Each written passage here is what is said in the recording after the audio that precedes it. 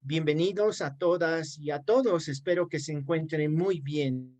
Vamos a ver precisamente cómo esta democracia pactada, es decir, las alianzas políticas que se habían ido haciendo, ¿sí? Entre los principales partidos políticos, ADN, MIR, MNR, y después con la sumatoria de unos partidos políticos que aparentemente eran antisistémicos como CONDEPA y Unión Cívica Solidaridad UCS, pues van a formar parte, ¿sí? De estas alianzas políticas que van a permitir, ¿sí? Darle una gobernabilidad y estabilidad política al modelo neoliberal.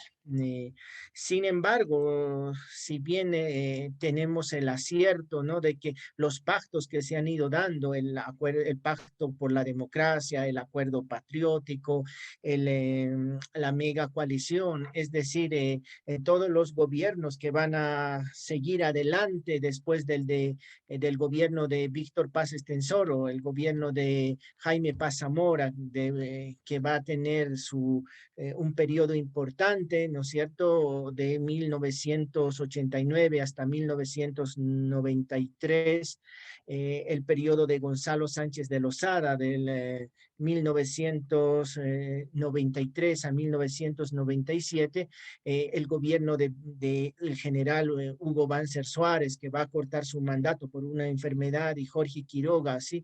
Le va a continuar en el cargo, y después la segunda presidencia de Gonzalo Sánchez de Lozada, nos van a ir mostrando precisamente, ¿sí?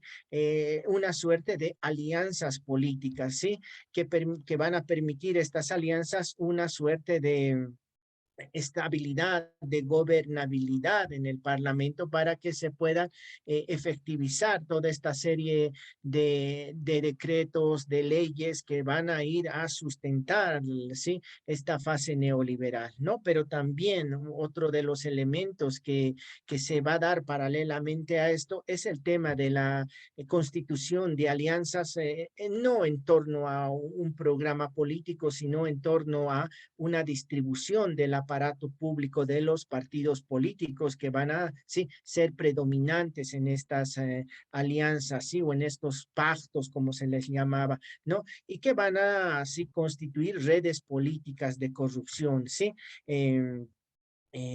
Precisamente esas redes políticas van a dar un sustento gubernamental, ¿sí? Para ¿sí? La consolidación del modelo neoliberal, ¿sí? Sin embargo, vamos a ver precisamente que estos acuerdos van a llevar a una suerte de una profunda corrupción administrativa y legislativa que se van a dar dentro del sistema político, ¿no? En este caso, sí, vamos a ver, o sea, toda una suerte de partidos políticos que pues van a ir coteándose el poder, ¿no? Entonces, pues el tema de la corrupción va a ser bastante preocupante en esta fase neoliberal, ¿no? Em, y vamos a tener, sí, un uso, sí, desproporcional también, o sea, sumada a la corrupción, un uso desproporcional de las fuerzas estatales, es decir, de la policía y en otros casos del ejército para la represión de la sociedad, ¿no? La democracia representativa, pues que va a estar sustentada en estos partidos políticos que van a llevar adelante, sí, acuerdos, pues nos van a ir mostrando finalmente que estos acuerdos se van a sustentar en una suerte de cuoteo político, ¿no? Eh, y pues esta corrupción que se va a ir dando, esta corrupción política, pues va a generar, va a restar apoyo, legitimidad a este modelo que se había implementado en el gobierno de Víctor Paz Estenssoro, ¿no? La corrupción que es intercambio, sí, de ventajas indebidas, ¿no? Por transacciones políticas que se van a dar entre las élites económicas y políticas, ¿no es cierto? Entonces, a partir de esta premisa, lo que vamos a tener en todo este proceso van a ser una suerte de corrupción, ¿no?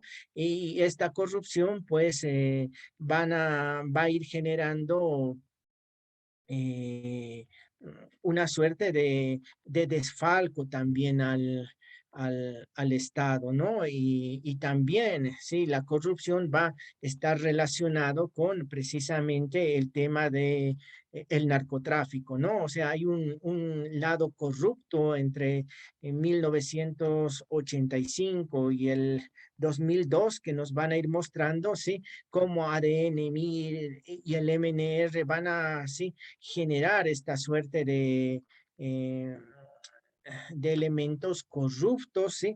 Para beneficiarse de los espacios públicos. Y como les decía, también pues hay un caso muy sonado, ¿no? En el caso de Oscar Eid Franco, que era jefe interino del MIR y que va a ser convicto, ¿no es cierto?, por sus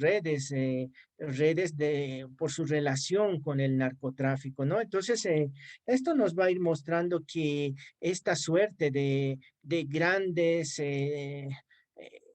elementos de corrupción dentro de esta implementación del modelo neoliberal va a ir socavando, ¿sí? La legitimidad que en un principio tenía el modelo, ¿sí? Así como veíamos en la anterior clase, como Víctor Paz nos decía, ¿no? El modelo neoliberal era el único elemento que nos iba a permitir generar una alternativa a la crisis política que que había llevado aparentemente el gobierno de Hernán Siles Suazo y pues la Central Obrera Boliviana, ¿no? Entonces, esa legitimidad de haber parado la hiperinflación, pues se va a venir abajo con estos temas de la corrupción que se va dando, ¿no?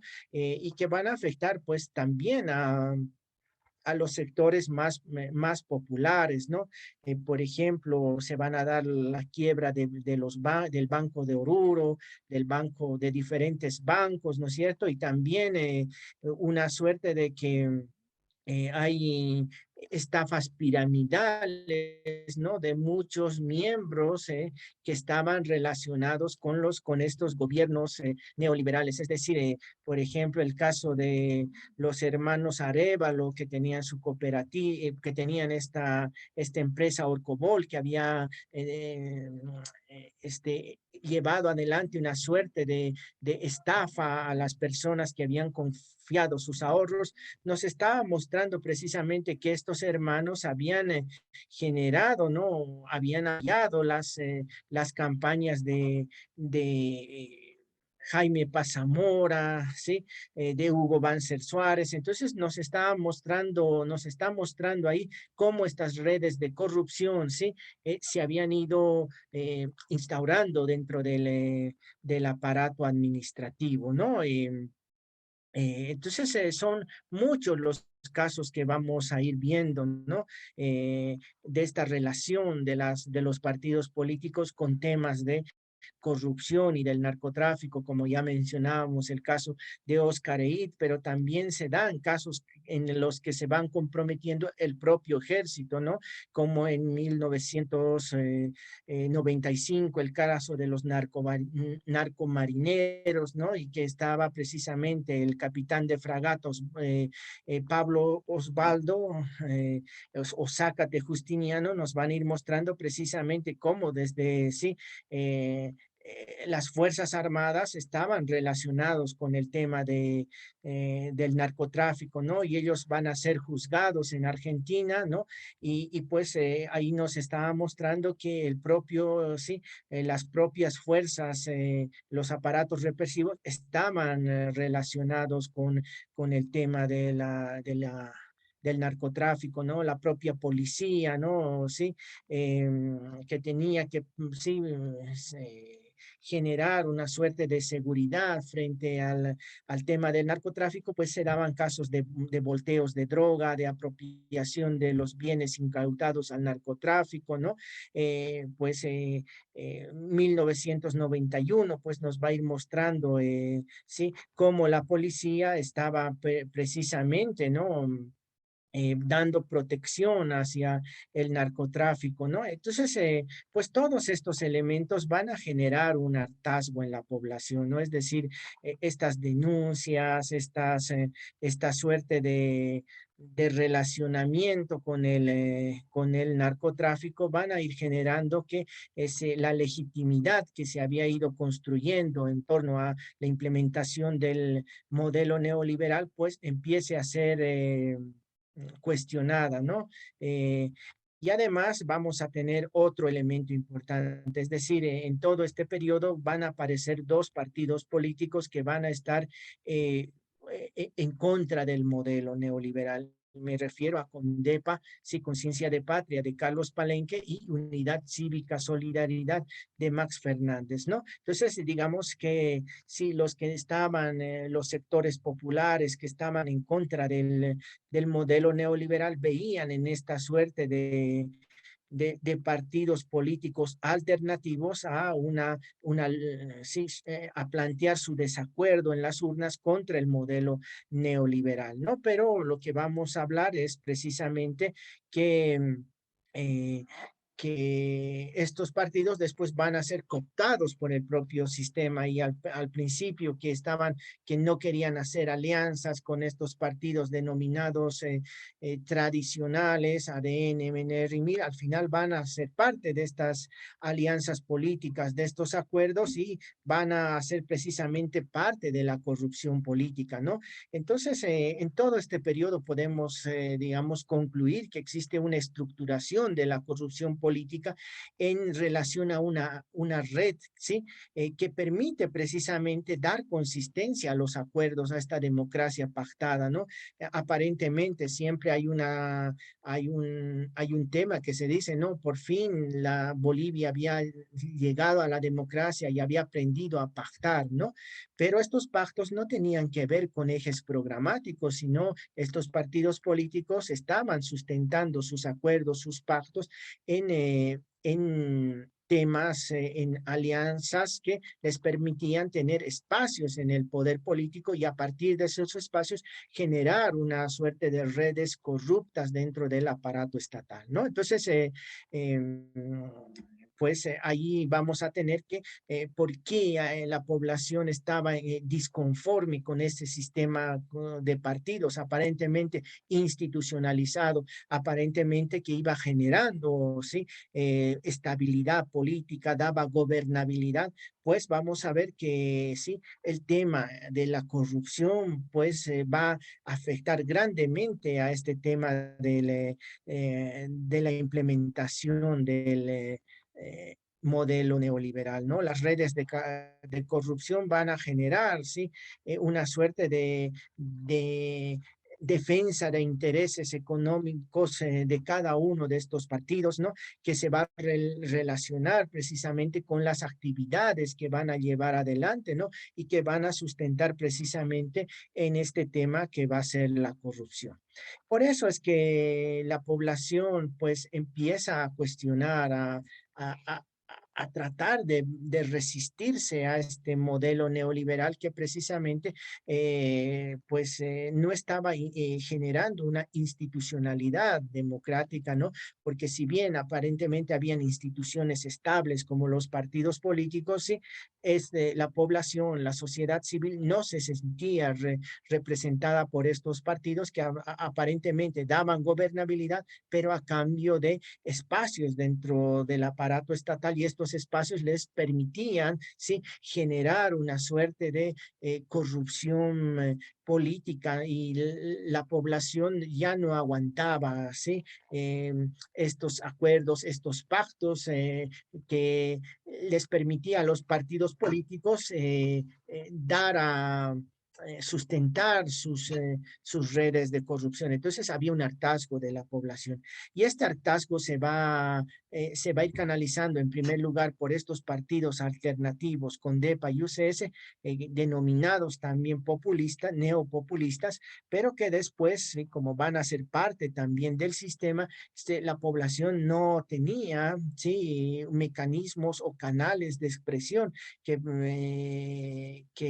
pudiesen ser brindados por los partidos políticos. Entonces, va a acudir, sí, a la resistencia popular.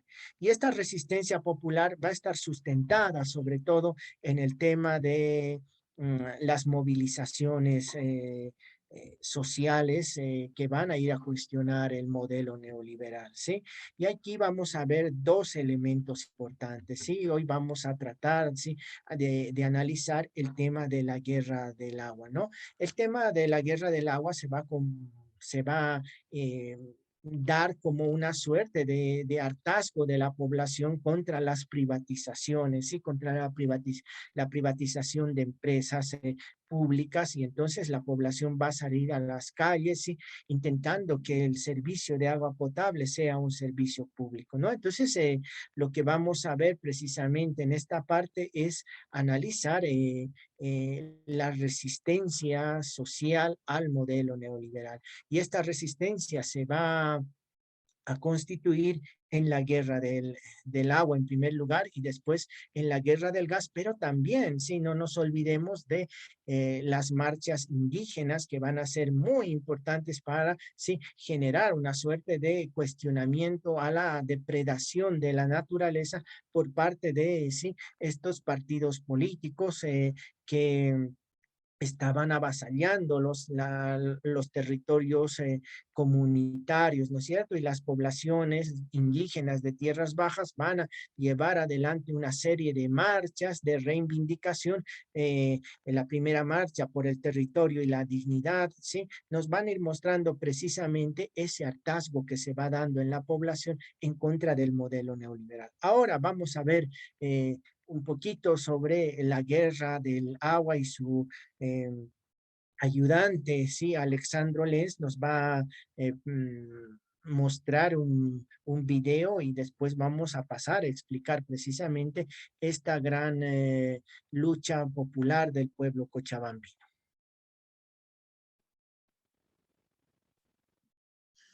Agua, uno de los bienes más preciados de la humanidad, generó uno de los conflictos más difíciles de superar en Bolivia. En septiembre de 1999, impulsada por el Banco Mundial, la multinacional Bechtel firmó un contrato con Hugo Banzer, presidente y exdictador de Bolivia, para privatizar el servicio de suministro de agua a Cochabamba a través de la empresa Aguas del Tunari. Significó la pérdida del miedo a través de esa recuperación de sentirnos como una fuerza colectiva que fue capaz de derrotar, reitero, enemigos e instituciones tan poderosas de aquel tiempo. Fue Óscar Olivera, junto a la coordinadora del agua, que encabezaron las movilizaciones por recuperar la empresa Aguas del Tunari nuevamente para el Estado boliviano. Tuvo su momento más difícil en los primeros días del mes de abril del año 2000. Ocupar la ciudad, el salir de las comunidades a los caminos, el salir de las casas a las plazas y a las calles en la ciudad, una muestra de decir la privatización no pasa. Y el colocar en cada vivienda, en cada puerta, una barricada con los utensilios de la vida cotidiana de la gente. La población estaba molesta, pues sus tarifas subieron en un 100 y hasta 150%. Todas las acciones culminaron en las protestas de la guerra del agua. Se declaró la ley marcial y la policía boliviana mató al menos a una persona, Víctor Hugo Daza, de 17 años, e hirió a 170 participantes de las protestas. Hubieron una treintena de heridos, mayormente jóvenes, que quedaron inválidos de por vida, entre ellos el compañero Ledesma, el joven Ledesma, y otros muchos. Hubieron decenas de presos, de confinados. Después de 2 semanas intensas de enfrentamientos entre ciudadanos y fuerzas del orden, comenzaron las mesas de diálogo que concluyeron el 11 de abril con la pacificación a través de la acción parlamentaria y se echó a Bechtel de Bolivia. El Parlamento Nacional aprueba una ley que retira todo aquello que significaba privatización del agua con la ley 2029. Pero 17 años después, ¿qué cambió? Olivera sostiene que se ganó mucho porque se pudo fortalecer la democracia y la igualdad, pero también se perdió porque hoy en día el agua sigue siendo un factor de disputa política y racionamiento para la población cochabambina. Hoy SEMAPA es un nido de los partidos políticos en función de quién está en el municipio. Hoy las tarifas siguen siendo tan agresivas como antes del año 2000 o posteriores al año 2000. cobran tarifas por agua que no se consume. El tiempo ha pasado, las generaciones se van renovando, pero la memoria sobre abril del 2000 permanece. Barrios de la zona sur no han superado la carencia del agua y siguen protestando en las calles. A 17 años no tenemos agua en Cochabamba, más que vemos en los medios de comunicaciones pelea entre autoridades, entre masistas y demócratas, y eso creemos que ya está colmando el vaso, y lamentablemente no hay solución. La guerra del agua inspiró películas y es catalogada también como el inicio de la lucha por las reivindicaciones del grueso de la población boliviana. Han contribuido con liderazgos y nuevos personajes políticos, pero no han resuelto el problema de la falta del recurso en un departamento que pide a gritos soluciones.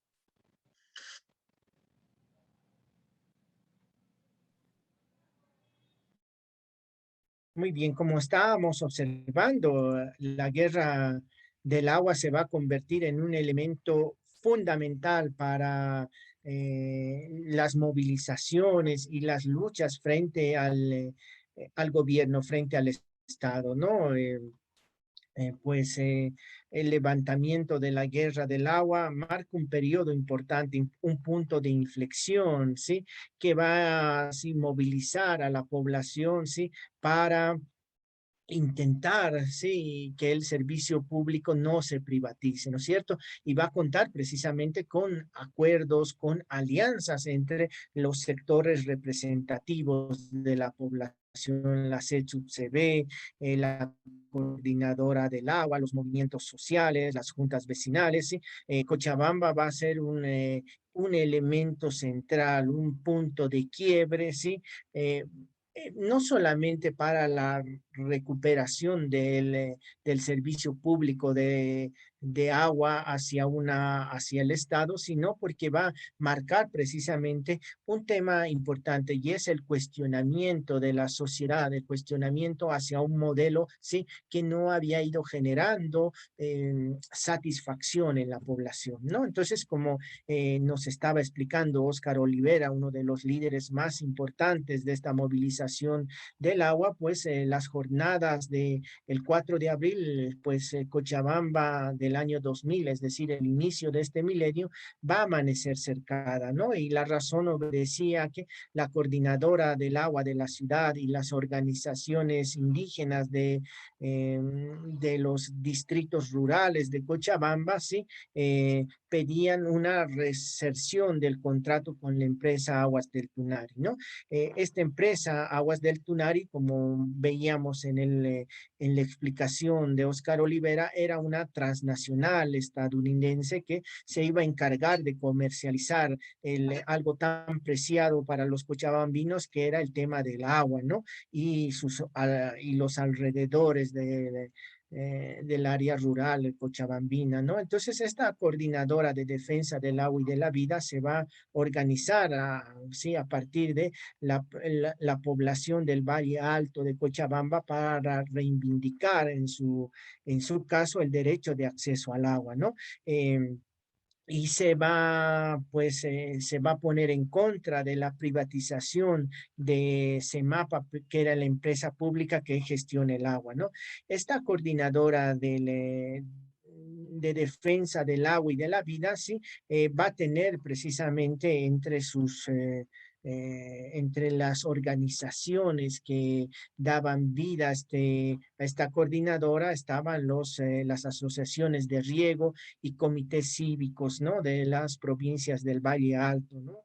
Se van organizando para tener una mejor organización estratégica en la parte rural, ¿no es cierto? En la parte del Valle Alto Cochabambino y también, sí, donde de verdad se estaba sintiendo precisamente esta problemática del agua que era Cochabamba, ¿no? Entonces se van a dar una suerte de interacciones, de alianzas estratégicas entre diferentes organizaciones, ¿sí? Para precisamente, ¿sí?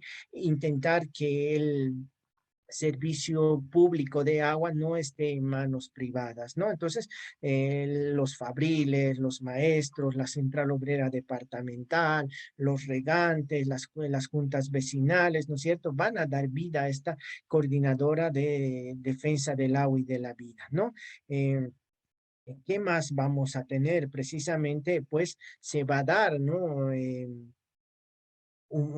Las formas de las tácticas de lucha de esta coordinadora del agua van a estar llevadas adelante por paros, ¿no? Es decir, aquí hay que hacer referencia a un tema muy importante y es el tema de luchas no violentas de parte de la población, ¿no? Se van a dar paros, por ejemplo, el paro de 48 horas del transporte público, ¿sí? Que va a estar coordinada también un paro cívico vecinal, sí, que nos va a mostrar precisamente las luchas que van a llevar adelante estas organizaciones por su derecho al agua, ¿no? El gobierno, sí, de Hugo Banzer Suárez, en finales del 1999 va a anunciar, ¿no?, el incremento, ¿sí?, de la tarifa del agua, ¿no? Según como veíamos en el video, nos van a ir mostrando que se subía hasta un 100, 200 o 300 por ciento, ¿no? Por eso, sí, la coordinadora del agua va desde los sectores populares, van a ir generando un movimiento social que va a aglutinar a muchas organizaciones, ¿no? Que se van a poner frente precisamente a este decreto en el cual sí, la empresa pública de agua pasaba a una empresa privada, ¿no? Entonces, pues estos elementos nos van a ir mostrando cómo hay una suerte de organizaciones sociales que van a hacer frente a esta implementación del gobierno de Hugo Banzer Suárez, ¿no? ¿Qué se va a tener? Pues a partir de enero del 2000 se empiezan a llevar adelante bloqueos, cortes de vía, ¿no? Paros cívicos, cortes en las carreteras troncales que unían Cochabamba, La Paz, Santa Cruz, ¿no? Entonces hay una fuerte conciencia social para no permitir que se privatice el agua, ¿no? Entonces, enero del 2000 nos va a mostrar precisamente una suerte de conjunción entre las instituciones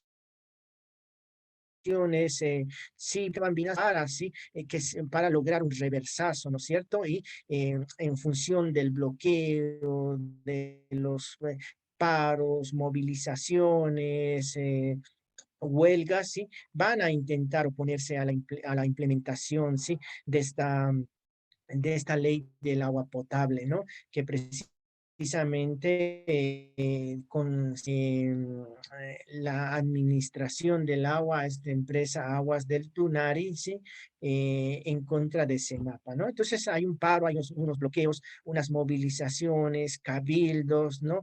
Todas estas formas de lucha van a ser unas luchas pacíficas contra el Estado, ¿no? Ahí vamos a ver que en el cabildo que se organiza en la plaza principal, sí, el 16 de enero del 2000, estaban representadas casi 10.000 personas, ¿no es cierto?, que van a, sí, luchar para que el gobierno dé un reversazo, ¿no es cierto? Y pueda abrir los espacios para el diálogo, para la negociación, ¿no?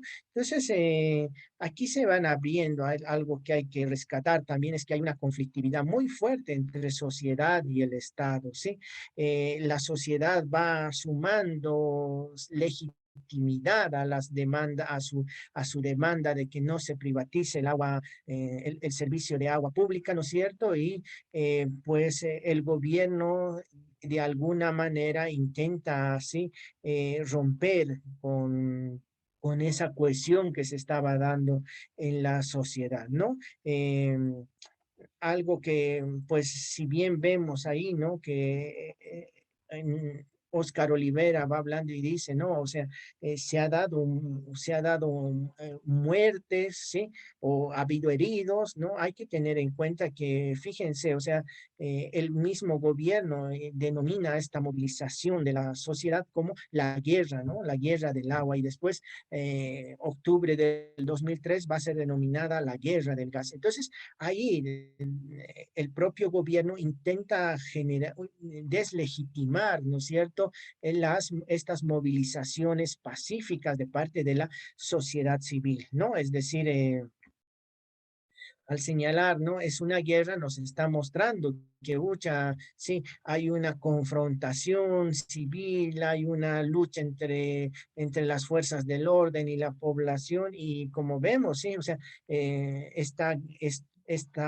este conflicto por el agua, pues nos muestra que hubo un muerto, que era Víctor Hugo Daza, y que este muerto precisamente no era una gran cantidad de muertos, solo hubo uno, ¿no? Y sin embargo, desde el Estado se intenta deslegitimar la protesta, señalando, criminalizando, haciendo entender que los manifestantes son grupos violentos, ¿no? Y hay que rescatar que pues no existía tal violencia de parte de las movilizaciones. Lo que vamos a tener es pues que y esta coordinadora del agua y se logra a mediados del 2000, se logra hacer un pacto, ¿no? Para generar una suerte de comisiones para discutir las normas y sobre todo el contrato de concesión del agua, ¿no? Sin embargo, el incumplimiento por el Estado, ¿no es cierto?, de estos acuerdos, de la implementación de estas mesas de diálogo, de esta suerte de reversión del contrato, no se lleva adelante, ¿sí? Así es que la población se va a volver a organizar, ¿no? Y el 4 de febrero, en una marcha, ¿sí? Va a tomar denominada Toma Pacífica de Cochabamba, ¿no es cierto? Nos va a ir mostrando su hartazgo precisamente contra eh, el, contra las medidas de privatizar los servicios públicos, ¿no es cierto? Y entonces esto nos va a mostrar cómo toda la bambina toma pacíficamente, sí, la ciudad, ¿no? Y también ahí podemos ver, ¿no? Elementos importantes como un plebiscito desde la ciudadanía, para ver si estaban de acuerdo o no con que se privatice, resistencia frente al Estado, ¿no? Y entonces lo que vamos a tener es precisamente, ¿sí? Que el gobierno no va a querer dialogar, ¿no? Y pues lo que van a hacer es seguir con las movilizaciones, van a estar en contra de la privatización del agua y mostrando precisamente que en la población ya cansada de estos elementos, de que el gobierno no quiera dar paso, ¿no es cierto?, a un reversazo, pues van a continuar las movilizaciones, ¿no? Ya en abril sí se van a dar jornadas de lucha permitido precisamente pelear, ¿no es cierto?, para que el Estado pueda cumplir esa labor de brindar seguridad, de brindar bienestar a la población. Nuevamente, estas luchas que se han ido dando han tenido su punto alto entre el 8, 9 y 10 de abril, ¿no es cierto? Y el ejército que había ido y la policía a enfrentar las movilizaciones el 10 de abril, pues se retira de la ciudad de Cochabamba y se da una suerte eh, eh, de alianza, de festejo entre la población, ¿no es cierto? Si algo hay que resaltar ya concluyendo este análisis que podemos hacer de la guerra del agua es que ha existido primero una conciencia política muy fuerte de la población para no permitir que se privatice el servicio de agua público. Segundo, sí, hay una socialización muy fuerte de estas demandas en la población y que va a dar lugar a que existan una alianza entre distintos sectores, ¿sí? Tanto de la ciudad de Cochabamba como de los sectores rurales de la misma Cochabamba y hay una gran solidaridad, ¿no es cierto? Entonces, hay un triunfo del pueblo contra la privatización, ¿no es cierto? Sí, y este triunfo se va a dar con la anulación del contrato a la empresa transnacional, ¿no?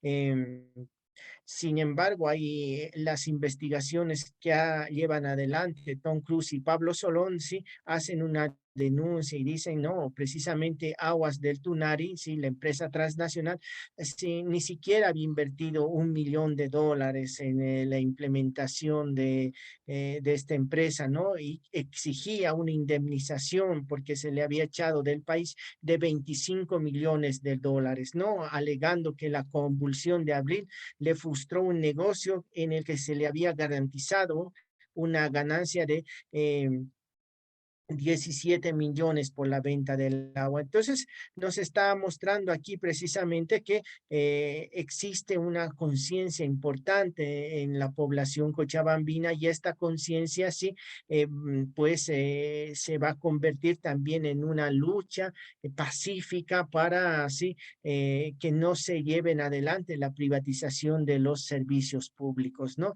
Hay una resistencia civil que logra detener a las multinacionales, al gobierno y pues también nos muestra una derrota del Fondo Monetario Internacional y de expertos como el que había implementado el modelo Jeffrey Sachs, ¿no es cierto? Que había logrado someter a este modelo a Bolivia y al final, sí, él hace su análisis y pues no dice, ¿no? El modelo ha fallado porque Bolivia no tenía un acceso al mar para exportar sus bienes y servicios, ¿no? O sea, fíjense, hasta ese nivel de análisis se había llegado de ver por qué había fracasado el modelo. Entonces, este es un primer momento en el que sí, la población va a luchar frente a los procesos de privatización de las empresas públicas. La próxima clase vamos a analizar un poco más el tema de la guerra del agua, que es otro elemento importante que va a mostrar precisamente un quiebre, ¿sí? En la implementación de este modelo y la huida del presidente Gonzalo Sánchez de Lozada, ¿sí? A partir de las movilizaciones que llevan adelante la población, nos va a mostrar la insatisfacción que tenía la sociedad frente a este modelo neoliberal. Muchas gracias.